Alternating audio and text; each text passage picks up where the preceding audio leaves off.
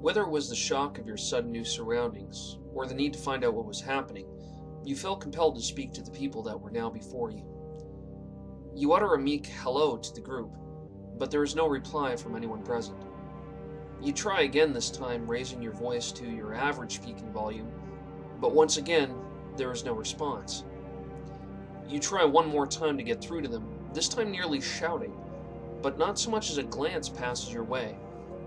They all seem wrapped in conversation with each other, oblivious to all but themselves.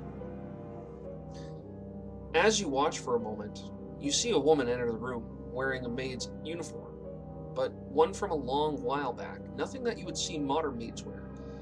In fact, you begin to notice that, in addition to the maid, everyone's clothing is far out of date.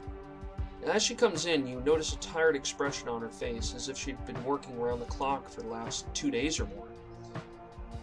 As she places the tray she's holding onto a side table, you notice her gaze begins to trail in your direction, until her eyes are locked with yours.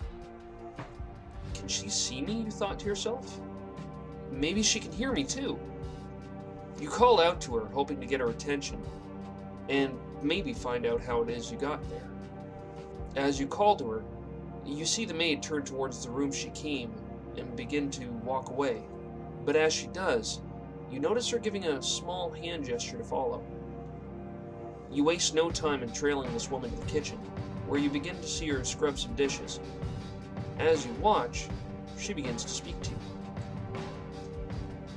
After getting over her initial fright, the maid, who you now know as Abigail, tells you that this is in fact the residence of Petersons, a well-to-do family of great wealth and refinement.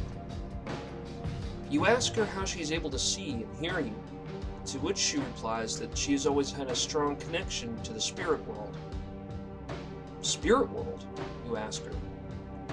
But I'm not a spirit. I'm a real person, alive and breathing. This house must have done something to me. I mean, I can't really be here, right? If I am, that means I've somehow traveled through time, and you slow your rambling to a stop as you see the maid's look of confusion. Listen, you begin to tell her. I'm alive, and not from this time. I'm from the future, so I can't be a ghost, okay? As you explain this, you see the man from the living room come into the kitchen.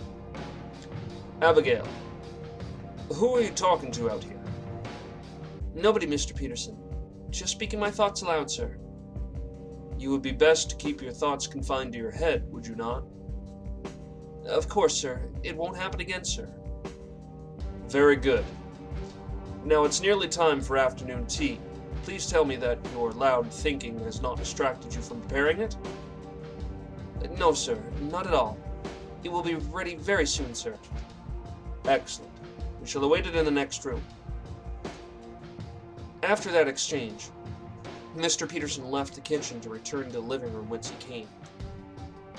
As Abigail is preparing the tea and food, you notice that it's on what seems to be the same tray that she had brought out when you arrived here.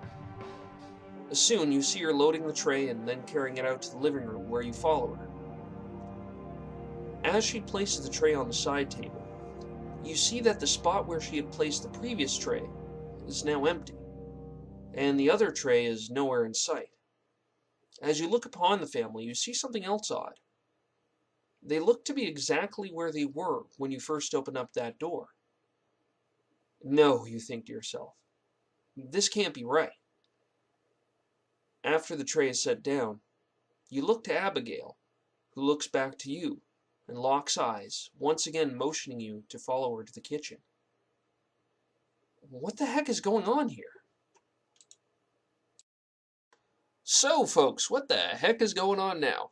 It looks like you might be in the beginnings of a time loop while you're back in time as a pseudo-spirit sort of being who can only be seen by people with strong connections to the spirit world. Fun! Anyhow, so you've got two options right now. One, you can follow Abigail back to the kitchen and see if you might be able to get a little more information out of her this time. And maybe figure out the source of the loop. Or two, you can try to explore the house a little more while finding a reasonable explanation or pseudo-reasonable explanation for the time loop and why it is that you're back there, and maybe find your way out. So, explore or talk. Those are your options. As usual, please post your vote below in the comments section. And on Friday, I will tally them up and see what happens next. Alright, with that said, I'm Drominicus. Thank you for watching, and please stay tuned for the rest of the week for my other shows. Till then, have a great one.